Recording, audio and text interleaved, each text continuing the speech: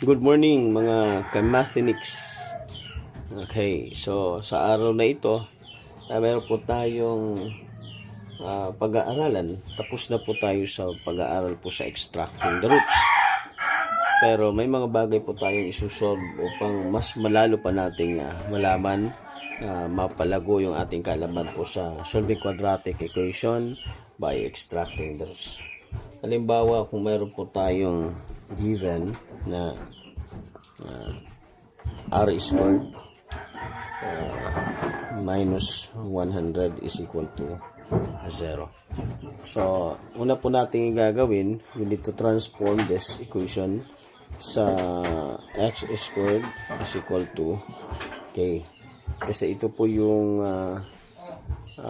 pinaka-general at guide formula niya upang makapag-solve po tayo. Nakita po natin ang r squared minus 100 is equal to 0 ay hindi pa po sa formang ito, kaya ipoforma po natin yun by adding positive 100. So, r squared minus 100 plus 100 is equal to 0 plus 100. Okay. And then, in minus negative 100 and positive 100, 0 na po yun. Ang matitira is r squared is equal to 0 plus 100 is 100 po. So, pagka dito po, r squared is equal to 100, we need to multiply both sides by 1/2. Okay.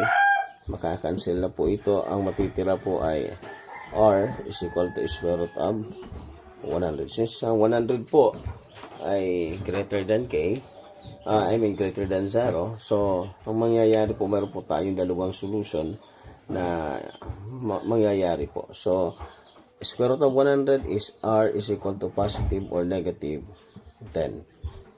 So, yung isa po is r is equal to positive 10. Yung isa naman is r is equal to negative 10. So, yan po ang the first solution and the second solution.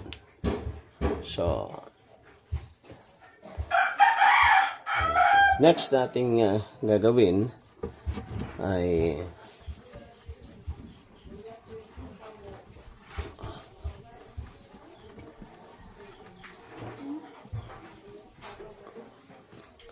given po natin ay 2s is equal to 50. 2s squared is equal to 50. So, unang bagay na ating gagawin para masolve po natin ang 2s is equal to 50. Hindi po tayo pwedeng makakapag-extract diretso nito. Kasi nga, pag nag-extract tayo, wala pong perfect square ng 50. So, ano pong gagawin natin para magkaroon po tayo ng perfect square? No? At malaman din po natin ang value ng k, we need to divide this. First, divide this by both sides by 2. So, pag na-divide na po natin, ang matitira po sa kabila is s squared at 50 divided by 2 is 25. So, this time po, pwede na po tayong makapag-stack. So, x squared is equal to 25. Then, multiply both sides by 1/2. Ganoon din po sa kabila, 1/2. Ito po ay makakancel. S na lang po ang matitira. Then, square root of 25. Then, S is equal to positive or negative 5. Since 25 is greater than 0, mayroon po tayong dalawang solution. First solution po natin is S is equal to positive 5. Ang second solution po natin, S is equal to negative 5. So, if we try to check this using the original equation, we have 2s squared is equal to 50. Gamitin po natin yun na yung positive 5. 2 times positive 5 is equal to 50. Okay. Then, let's multiply by itself. 5 times 5 or 5 squared is 25 po siya.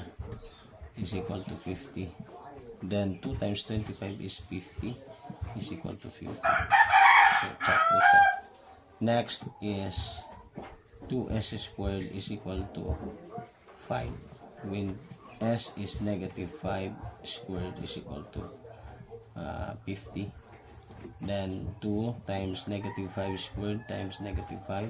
Negative 5 times negative 5 means positive 25 is equal to 50. So 50 is equal to 50. So the two solutions is equal, or the solutions of 2s squared is equal to 50 is positive 5 and negative 5.